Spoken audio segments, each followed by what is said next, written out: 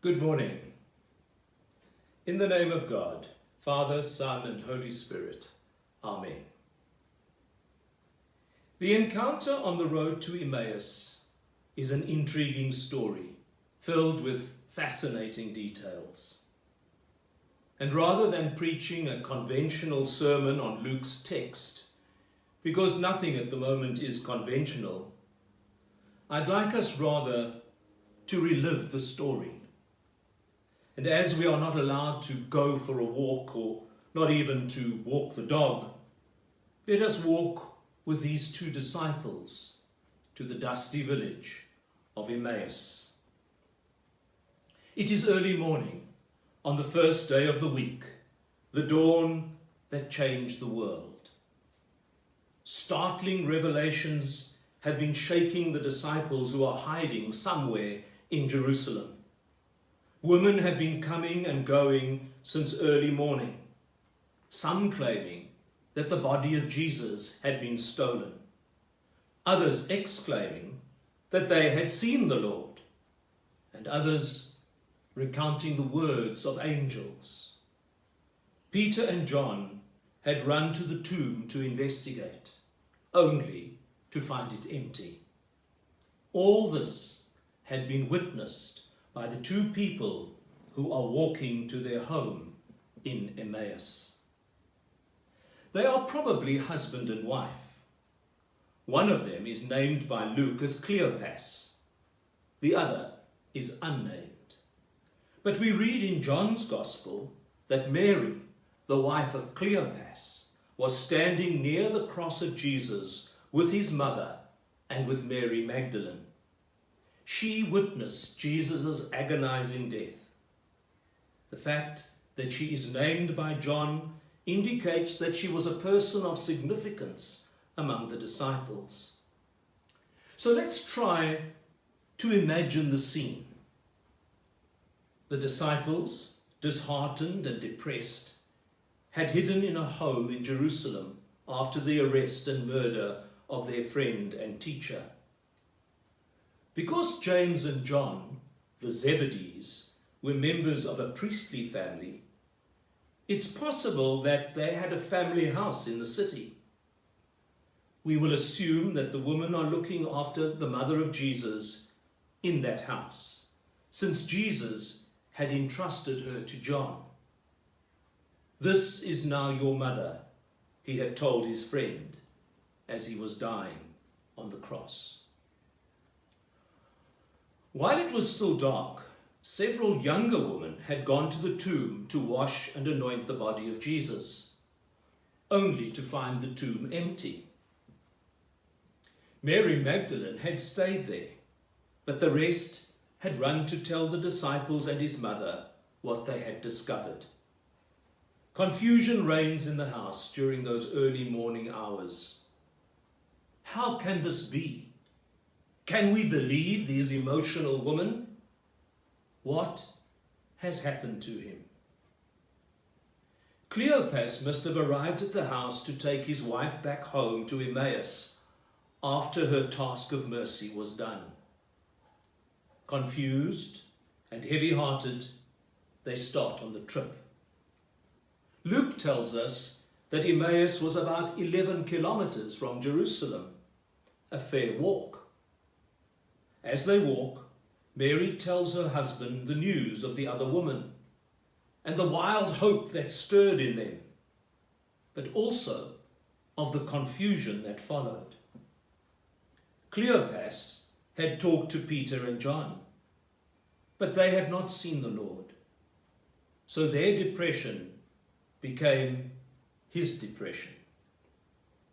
"None of them has seen him," he repeats. It's now early noon, and so they pause, put down their bundles, drink a little water, and rest. As they bend down to pick up their belongings to continue the walk, someone appears next to them, and they wonder why they had not heard or seen him arrive. He says to them, and there is amusement in his voice, have you been discussing? I saw you walking and talking so earnestly." The greatest and saddest event of their lives had occurred in the last 3 days. How was it possible that there was anyone in Jerusalem who didn't know that they had lost the one they loved, the one who made life worth living? When someone you love dies, it's difficult to understand how life, ordinary, everyday life, just goes on. Their reaction is perfectly natural after such enormous grief. Cleopas asks the stranger, "Where have you been? Are you the only one who hasn't heard what has happened in the past 3 days? The best of men, Jesus of Nazareth, a great prophet, one who did nothing but good, was killed. We'd hoped he was our liberator." The stranger is quiet, listening intently to everything they say. Mary adds, "But something else happened early this morning. Friends of ours went to his tomb and found it empty." She hesitates, both excited and doubtful. These women saw a vision of angels, and the angels told them he's alive. Her voice moves from excitement to confusion. But how can this be? The stranger sighs dramatically and says, "Oh, how foolish you are, and how slow your hearts are to believe all that the prophets have told you." Cleopas and Mary look at each other in amazement, but say nothing.